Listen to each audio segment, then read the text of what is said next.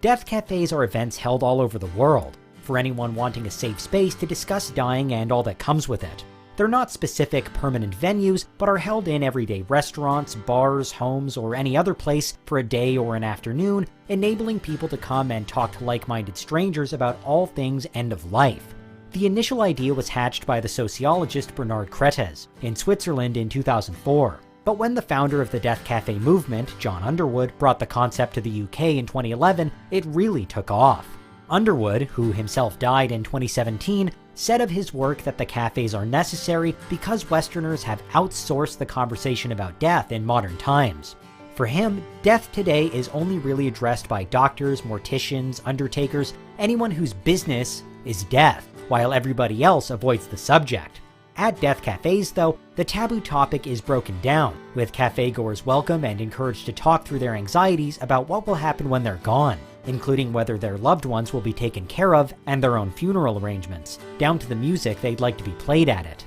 It doesn't matter how close to death you might believe yourself to be, either. It's a totally open environment that anyone can enter.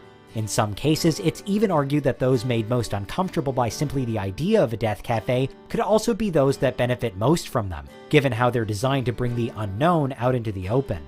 Due to the COVID-19 pandemic, death cafes have gone through two major changes. One, they've become more popular than ever, and two, they, like most other events, have had to adapt by shifting entirely online.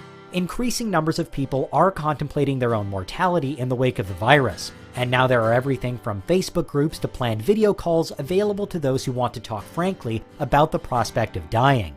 It's thought the spike in cafe participants could specifically indicate that more and more people are particularly concerned about how quickly the virus takes hold, with these events offering an opportunity to maintain at least a little control over death. But really, the key reasons one might attend a death cafe are the same now as they were before the pandemic. While death anxiety, or thanatophobia, can be crippling for some, to the point it can even stop them from going outside or living a normal life, it's also quite an ordinary and expected part of being human. The cafes address potentially even alleviate some of the stress, though. In this way, they aren't about being morbid for the sake of it, or celebrating and glorifying death, but are more simply about understanding what's an ordinary part of the human condition. One other big problem they have to overcome, however, is that humans are naturally good at ignoring the fact that we are going to die. In fact, this particular trait has given rise to the terror management theory, a psychological theory which says mankind's ability to forget its own death is actually an evolutionary adaptation for survival. The theory, also known as TMT, says that it's actually a fear of death that drives many of the most important aspects of society and culture, including the creation of various beliefs in an afterlife to reconcile the permanence of death, and the pursuit of fame or notoriety to make sure you'll always be remembered. TMT has even been studied in relation to our everyday health behaviors, with claims that the primary motivator behind things like eating well, exercising, and quitting smoking is terror management, our innate fear of dying. But let's be honest, most people probably aren't going to death cafes to chat with experts in their field about complex macro-psychological theories. Death cafes are much more relaxed than all that.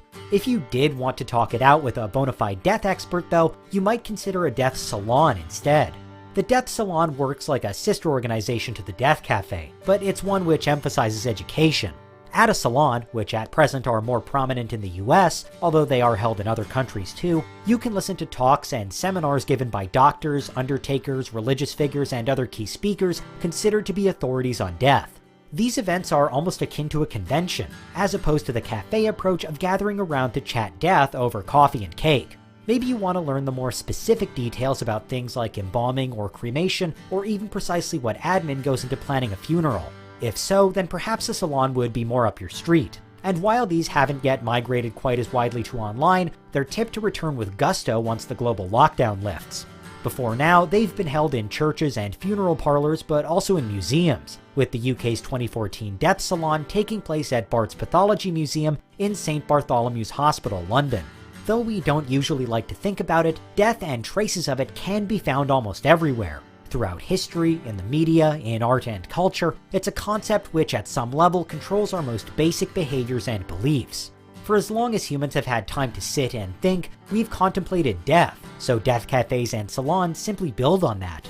After all, it's not like there aren't other death-related hobbies and events that we also enjoy. The majority of police procedural shows focus on death and murder, whodunit murder mystery weekends are still a popular pursuit, and often gruesome medical museums, like the one at Bart's, also draw big crowds. People like watching horror movies and true crime documentaries, listening to ghost stories, visiting haunted houses, and celebrating Halloween. One of the most visited tourist attractions in Paris, for example, is the Paris Catacombs, a series of 18th century ossuaries housing the remains of more than 6 million people. Even in the City of Love, there's an enduring interest in death. So are death cafes really that strange or unexpected?